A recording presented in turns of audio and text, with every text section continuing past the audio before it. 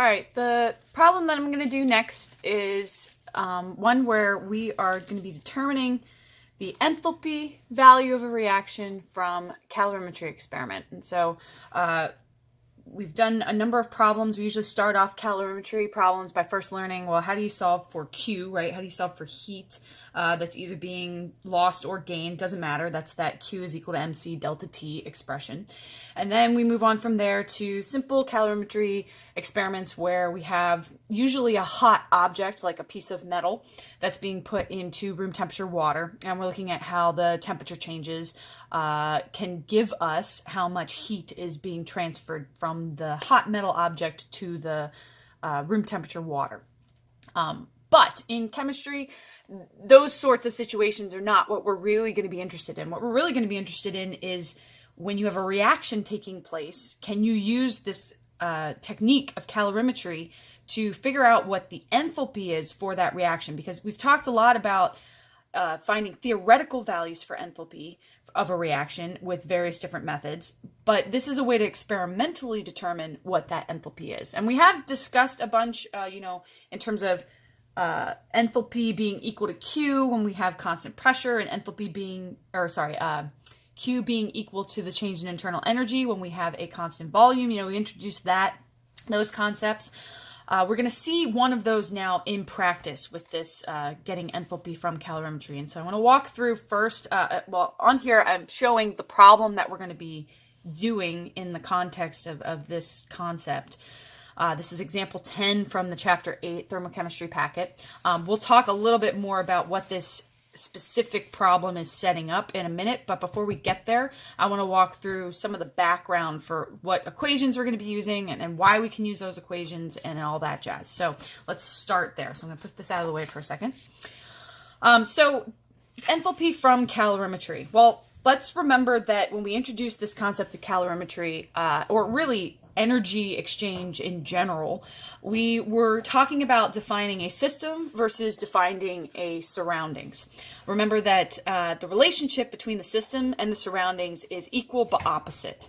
So in the situation where we had that metal object being put into room temperature water, what we were actually doing is saying that the system was the metal object, which had some energy to release in that situation.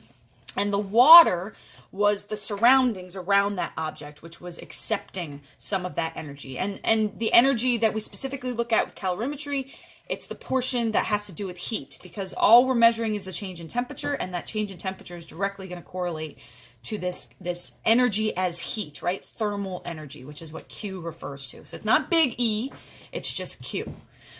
So we came up with this relationship, this mathematical relationship that says that, well, whatever heat the system is either absorbing or releasing is going to be equal to exactly negative whatever heat the surroundings is absorbing or releasing, right? There's this opposite relationship. And we talked about how the Q values on either side here, when you solve for them using MC delta T, that the sign of the actual value for Q is dictated by that change in temperature, right? If you have a negative change in temperature, then you're going to get a negative value for Q. If you have a positive change in temperature, then you're going to get a positive value for Q. And since one side is going to have a negative for delta T and the other side is going to have a positive for delta T, if you just solve MC delta T on both these sides without including this negative here, you're going to get a statement that's not true, because one side's going to give you a positive and one side's going to give you a negative. So this is why we put that negative sign in place, is to account for the fact that the actual value of Q on these two sides are going to be different in terms of their sign. And so in order for this statement to be true, we have to put that negative sign in place to change one of those, to change the sign of one of these sides. Now, it doesn't matter which side you put the negative on. I usually write it this way, but it wouldn't matter if we would have put the negative over here. It just matters that one of these sides has that negative placed out in front, so that when you solve for Q, you have a change in sign on one of those sides in order to make this statement true. Now, in the context of this specific problem, and also, any problem where you're looking to solve for change in enthalpy for or by using calorimetry, what we're going to change the system and the surroundings to. Remember, we've said a number of times that the reaction is usually the system, right? The reaction is what we're defining as the system in chemistry. Everything else around the reaction is the surroundings, but in order to make our lives simpler, if that reaction is taking place in solution, then we're going to say that the solution is the surroundings. So for the most part, the water that surrounds that reaction and any atoms that are, or molecules that are floating in that solution, those are what are going to absorb most of the energy if the reaction releases heat, and those are what's going to provide energy if that reaction is absorbing heat. So we usually set the surroundings as the solution. Now, it's important to recognize that technically the surroundings is everything else. So if you have this happening in a container of some sort, the walls of the container, like a beaker or the actual calorimeter itself, they could also be involved in this heat transfer. But if we're going to include those, then this problem gets a lot more complicated. So often in the problem, it will say something about assuming that there's no heat loss to the container or the container walls. I want to specifically point out in this problem here how the last statement as part of the word problem says ignore heat loss to the container. That is put in there so that you can use this very simple version of this equation and you don't have to account for the fact that, hey, some of this energy from the reaction or that the reaction is absorbing might actually be coming from more than just the solution or going into more than just the solution. There are ways to do problems where you do take those things into account. I usually don't test on that because, it might be in your homework, but I usually don't test on that because it's a little bit more complicated, but just keep that in mind. This is a very simple form of this type of problem. We're assuming that all of the heat transfer occurs between the reaction and the solution and that there's no heat going anywhere else. Okay, it's very important to recognize. And you always want to look for those statements in problems so that you can be sure that you're interpreting things correctly. Okay, so if the heat of the reaction is equal to the heat of the solution with this negative sign out in front, then we want to go ahead and replace Q of the solution with MC delta T. And the reason for that is because these values are pretty easy to determine experimentally. We can figure out what the mass of the solution is. A lot of times the specific heat of the solution will just be equal to water's specific heat if you have this in water, because most of the time we'll have small enough concentrations of all of our chemicals that the specific heat will basically be mostly due to the water. The change in temperature is something we can measure because we'll have a thermometer in that solution. And so each one of these values is pretty easy to experimentally determine or to know, to be able to look up.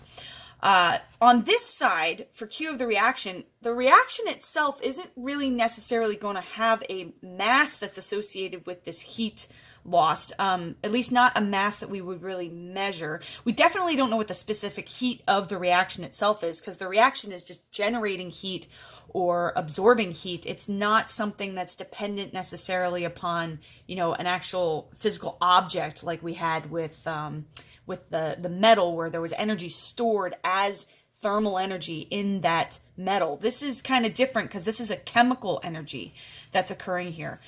Delta T, also kind of weird to think about for the reaction because, it is going to be similar to the solution. But what I'm trying to drive home here is we're not going to bother doing MC delta T on this side because those values are not as clear cut as what they are for the solution. These are all measurable. These are a little bit more complicated than that. And we're also going to see that it's not going to be important because if our goal is to get the change in enthalpy for the reaction, we're going to be able to get that from Q, okay? And if this whole part right here is equal to Q, then all we need to do is solve this side and we'll have Q of the reaction. It's not like we care about what the mass of the reaction is, what the specific heat of the reaction is, or what the change in temperature of the reaction is.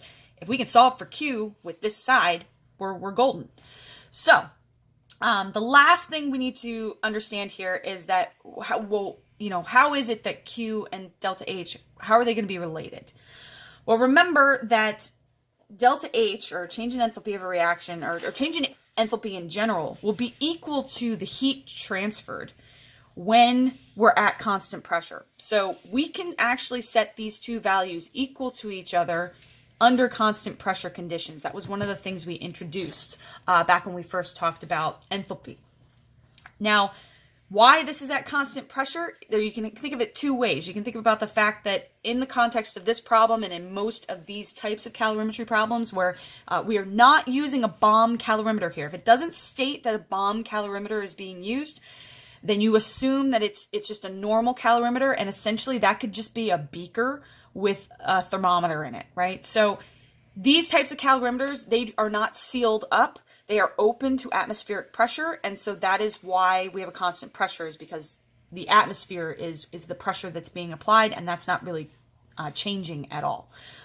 The other way you can think about it is if this is actually happening in solution, then really the atmospheric pressure doesn't matter at all. The pressure in the solution is what's important, and liquid or solution pressures really don't change. So if you have something taking place in solution, that means you're at constant pressure. Okay, so there's kind of two ways to justify that this condition is occurring for these types of experiments where we're going to try to get enthalpy from calorimetry. Now, the last thing that I have to clear up here before we move on is that this statement is always true, but in the context of a problem, if you're solving for Q, you are solving for the energy transferred in that very specific case that involves specific amounts of chemicals. So in this problem, we're going to have a very specific amount of two reactants that are being put together, and they're going to transfer a certain amount of heat. That is not necessarily the value per mole of that substance unless you're using exactly 1 mole of each of the reactants, essentially, or 1 stoichiometric mole, right? So what's important here is, if you use 5 grams of a reactant versus you use 10 grams of the reactant, you're going to get different values for Q when you run the experiment. And that means you're going to get different values for enthalpy. But we know that this enthalpy of the reaction that we're interested in solving, we want a constant value here. We want a value that's going to apply for that reaction no matter how much of that substance you use. And so we want to know not just the number of joules in this specific case, which is what you would be solving for if you did this method right here. We want to know how many joules per mole of the reaction. And so this expression is going to change slightly to this one that I have written down here, which is the enthalpy, or change in enthalpy per mole of the reaction, where now we're going to take this same expression, but we're going to divide the value we get from those specific amounts by the number of moles that are actually being reacted. So that number of moles can come from your reactant, it can come from your product. You're going to see in very simple cases where we have 1-to-1 to 1-to-1 reactions, which is the case we're going to have with this problem, that it really won't matter which molecule in the equation you're using. But it's important to recognize, right, that we always are going to be interested in the enthalpy per mole when we're asking about the enthalpy of the reaction. So we don't want to just stop at this point. We have to actually adjust this value to account for how many moles we're reacting when we got that specific amount of energy. And I will reiterate that as we do this problem. So let me cover up some of this stuff so we can kind of work through this. All right, so example number 10. And I'm going to try to read through this. Hopefully you can see this on the screen. If it's too small a print, feel free to pull out your packet and follow along here. But example number 10, we have in a certain experiment, 500 milliliters of 1.5 molar HI is added to 250 milliliters of 3.0 molar KOH. Okay, let's just start off by recognizing what reaction is taking place here. So I've written this out. This is an acid-base reaction, HI being an acid, KOH being a base. Any acid-base reaction or neutralization, we often refer to this type of reaction as a neutralization, will form water and a salt, right? So water is going to be a product, and Ki is going to be the salt here because that's the cation from the base, or the hydroxide base, I should say, and the anion from the acid.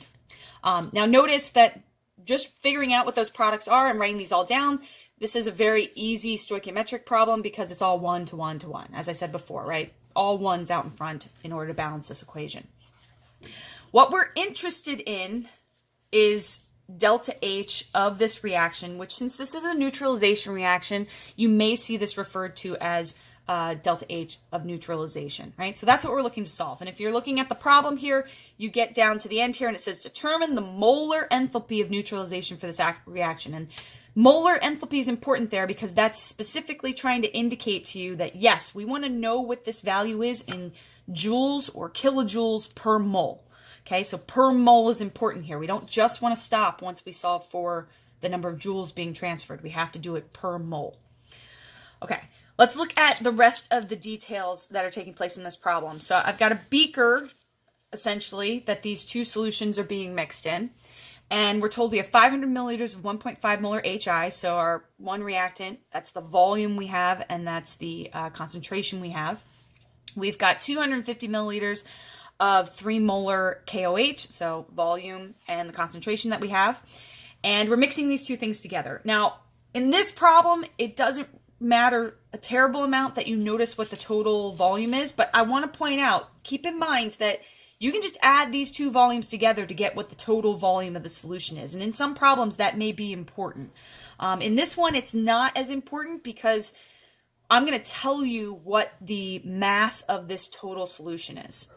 The reason that those volumes might be important for other problems is you may need to use them to figure out what the mass of the total solution is.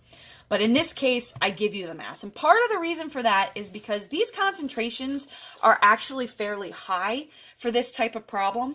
And that means that the mass of the solution includes a significant amount of mass coming from these two chemicals. When you have pretty small concentrations that are like 0.1 or 0.01 or something like that, then the mass of the reactants and products usually is small, so that the volume of the solution can help you get the mass of the solution, because you can just use the density of water, or if you're given a density in the problem, you can use that to solve for what the mass of the solution would be. But in this problem, trying to make it a little bit simpler when you're first learning this, I just give you a mass for the solution. You can also notice that the volume here would have been 750 milliliters, and if this was a volume where the mass was mostly due to the water, right? This volume being mostly water, then you'd be expecting about 750 grams for the mass of the solution. So notice that's a pretty big difference, right? 798.23 grams, which is what I'm giving you for the mass, is a lot higher than 750 grams. So there's definitely a significant contribution here from these two chemicals. The other bits of information that we're given is that both solutions are going to start at 29 degrees Celsius before you mix them together, and that at the end here we end up with a final temperature of 53.2 degrees Celsius for the entire solution. Now, because the reaction itself here is what's causing heat to be generated, and you can get that from the fact that, okay, well, why is the temperature increasing, right? We're starting at 29, we're going up to 53.2 degrees Celsius. That must be due to the fact that this reaction is releasing heat. So that statement of the temperatures right off the bat should indicate to you that this is going to be this is going to be an exothermic reaction that's taking place here. That should also indicate to you some ideas about what these the Q values for the reaction versus the solution are going to be, like what the signs should be. You should be thinking about all these things as you interpret the problem. But the one last thing I want to mention here is that, yes, we do want to take the 29 degrees Celsius before mixing as the initial temperature of the solution, because it's hard to measure that initial temperature after these two things have been mixed, because the reaction starts happening and it starts evolving heat. And so normally in these types of problems, your initial temperature has to come from measuring the two individual solutions before they're actually mixed. So that 29 degrees Celsius, it's also helpful that it happens to be the same for both solutions, because that simplifies things a little bit for us. Okay, so summarizing some of this stuff, our initial temperature is going to be 29 degrees Celsius. Our final temperature is going to be 53.2 degrees Celsius. Our mass of our solution is going to be 798.23 grams. Again, a little bit higher than we'd expect if this mass was mostly coming from the water, and really that's just because we have high concentrations of chemicals here. The other thing that's going to be affected by the fact that we have high concentrations of chemicals is the last bit of information that we're given, and the last bit that we actually need to solve this problem, and that is the specific heat capacity of the solution. Now, in this problem, again, because there's a lot of chemicals present, that means the heat capacity is going to be different than it would be for just plain old water. So the value I'm giving you here is 3.76 joules per gram degrees Celsius for the solution.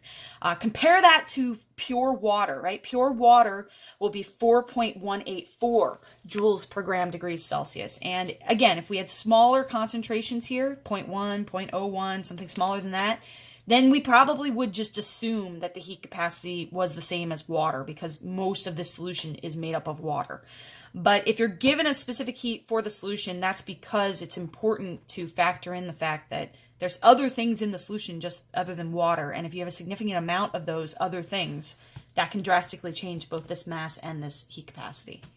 Okay, so why I point all of these things out is because most of you will be fine with the temperature part of it. This mass of the solution and the specific heat of the solution, sometimes they're not going to be explicitly stated to you necessarily in the problem. It might say, assume that the solution is mostly made of water, and so you can assume a density that's equal to water's density. You can assume a specific heat that's equal to water's specific heat. And in those cases, you need to know how to determine what the mass is and what the specific heat is, because it's not going to be really explicitly told to you. This problem, it is explicitly told, and I'm trying to explain why that's important for this problem. Okay, so with all that being said, let's actually move on. I think I can take this away. Let's move on and solve this problem, right? So we want to think about some of the stuff that was mentioned on that previous page, right? Oh, what did I do with it? And come back in here, right? So we want to be thinking about all these relationships here. We basically are going to want to start here, right? Because we have the mass of the solution, we have the specific heat of the solution, and we have the change in temperature of the solution. So let's go ahead and start here and just solve for Q of the reaction. Okay, so I'm going to write this out. Let's see, let's solve. We'll do it in blue. So Q of the solution is going to be equal to the mass of the solution times the specific heat of the solution times delta T. And notice for right now, because I want to come back and again talk about the relationship between Q of the solution and Q of the reaction, for right now, we're just going to solve for Q of the solution, right? We're just going to do MC delta T. No negatives or worrying about the energy transfer here. Just flat out plug and chug to figure out what Q of the solution is. So these values that we have over here are what are going to go in here. So this mass is going to be 798.23 grams. This specific heat of the solution is going to be 3.76 joules per gram degrees Celsius. Our delta T is always final minus initials, so we've got 53.2 degrees Celsius minus 29.0 degrees Celsius. If we solve for that, we're going to get Q of the solution is equal to 72,632.54 joules. That is a lot of significant figure, or a lot of digits here. Our sig figs is going to be stipulated by the temperature change, right? That temperature change is going to give us 3 significant figures. Remember that any constants that are given to you, you assume unlimited number of sig figs. So it's not this value that dictates it. This one has 5 sig figs, so that's more, right? It's this value right here. This is an experimentally measured value. The sig figs are dictated by those values then. Okay, so 3 sig figs. I'm just going to underline that 6. I'm going to keep all the digits because I don't want to round until I'm at the end, but I'm going to leave it here with all these digits and note where my last sig fig is. Okay, so now what we want to induce here is this relationship between Q of the reaction and Q of the solution. That Q of the reaction is negative Q of the solution. So if, and let me change to a different color to signify that we're changing to something different. So Q of the reaction is equal to negative Q of the solution, which means we're going to take this value and we're going to multiply it by -1, right? So we actually have negative 72,632.54 joules for the Q of the reaction. Okay, so some people will be tempted to stop here and say, okay, I got my answer, right? Q of the reaction is just equal to enthalpy, right? So, you know, this is technically equal to the enthalpy. Oops. Let me fix that. This is technically equal to the enthalpy of the reaction. But notice that our units here are just joules, right? Remember, we want the molar enthalpy of this reaction, or enthalpy of neutralization. This is just specific to the amounts of HI and KOH we've mixed together, right? We mixed together this specific amount of HI, this specific amount of KOH. So we need to adjust this value to figure out, well, how many moles are actually reacting here? Because this is the value that's specific to the number of moles that are involved in this specific experiment. If we want an amount per mole, we then need to adjust this value so that we can get at the number of kilojoules or number of joules per mole. In order to do that, we need to solve for the number of moles that are involved. And this is where stoichiometry is going to come back into play. This is where you need to remember how to manipulate information about solutions. We also need to be just thinking about in the back of our head that there's a chance that we have a limiting reactant here, right? And if there is a limiting reactant, then that is going to tell us how many moles actually reacted. So it's within our best interest to double check and see, okay, well, how much of each one of these reactants are we starting with? And do we have perfect amounts so that all of it should react? Or is one of them limiting and therefore we need to base our calculations off of that limiting reactant? Just like we do with normal stoichiometry problems. Okay, so in order to solve for that, and I'm going to switch to a different color again because we're going to do some different calculations here. We want to figure out how many moles of each reactant we have. Now, we're being given a concentration and we're being given a volume. The way you get the number of moles, remember molarity is moles per liter. It's just a conversion factor. So if it's per liter and our goal is to get how many moles, we can then multiply moles per liter by liters to figure out how many moles are in a specific volume. Notice our values for volume are given to us in milliliters. So the first thing we want to do is convert those into liters. So 500.0 milliliters. Most people can do this in their head. If you can't, remember that you just divide by 1,000 to get this into liters. So that should be 0.5000, don't forget your sig figs here, liters of HI. We're going to multiply that by this conversion factor, because concentration is just a conversion factor that relates the number of moles of HI per 1 liter of the solution. Okay, that's all it is, right? 0.5 basically times 1.5. So if you do this, you're going to get 0.75 moles of HI. And that is 2 sig figs on this at this point because of the 1.5 here. And so that's the number of moles of HI we're starting with. Now we got to move on to the KOH. So same thing, 250 milliliters into liters is going to be 0.2500 liters, just dividing that by 1,000. Our 3 moles per liter, that's our conversion factor we're using here. And this is moles of KOH now per 1 liter of the solution. And that's going to give us also 0.75 moles of KOH, which is a good thing, right? So thank goodness these are the same, because up in our reaction, this is a 1-to-1 reaction. And so we need equal amounts of moles of these 2 reactants in order for there not to be a limiting reactant situation here. This is also useful because this means, this problem is a little bit harder to make a mistake on, because if you just solve for the moles of one of these things, now you've got the number of moles that we're going to want to divide this amount of heat by, right? So going back to, again, our expression that we want to use for enthalpy per mole is the enthalpy is going to be equal to Q of the reaction divided by the number of moles that are involved in the reaction. Well, in this case, it doesn't matter whether you're talking about the moles of HI or the moles of KOH. And honestly, if you look through here, this is going to also be the same